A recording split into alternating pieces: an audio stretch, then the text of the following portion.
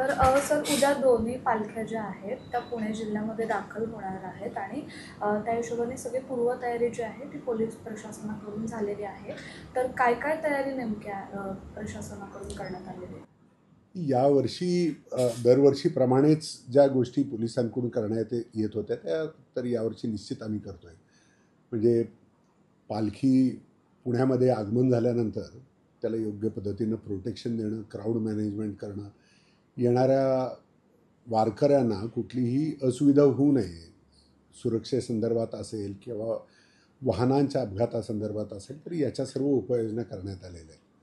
याबरोबरच पुण्यातील नागरिकांसाठी सुद्धा ज्या ज्या वेळेला वारी शहरातून पास होणार आहे किंवा शहरामध्ये आगमन होऊन ज्या वेळेला पालखी विठोबा मंदिर किंवा निवडुंगा विठोबा मंदिर या ठिकाणी जेव्हा 2 दिवसाचा मुक्काम असणार आहे त्याची आणि मग तिथून प्रस्थान होऊन पुढे पंढरपूरच्या दिशेने जाण्यासाठी 22 तारखेला जे प्रस्थान होणार आहे त्या सर्वाचं नियोजन अंतिम करण्यात आलेलं आहे.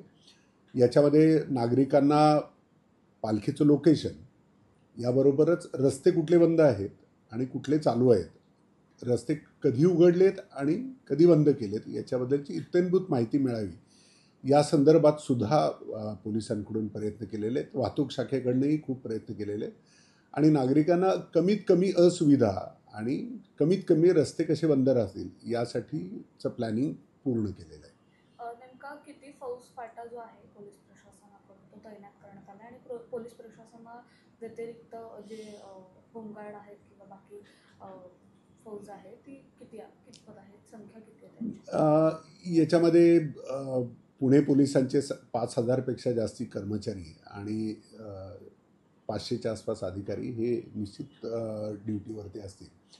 याच्याबरोबर होमगार्डची सुद्धा आम्ही मदत घेतली.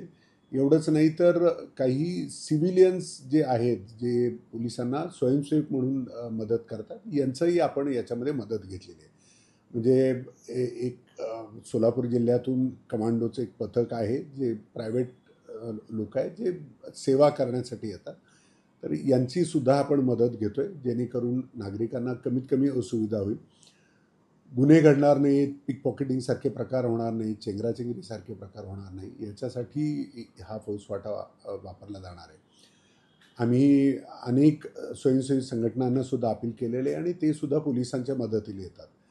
जसे की बायकर्स ग्रुप यांच्याकडून भाविकांना मेडिकल सेवा तत्काळ मिळावी आणि इतर ॲम्ब्युलन्स सर्व्हिसेस याची सुद्धा आपण मदत घेतलेली आहे.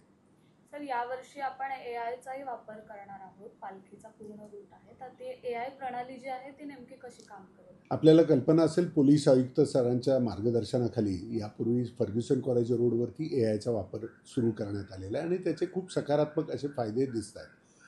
यावर्षी पालखी दरम्यान किंवा वारीच्या दरम्यान सुद्धा येणाऱ्या लोकांच्या संदर्भामध्ये AIचा वापर पुणे पोलीस करत आहेत.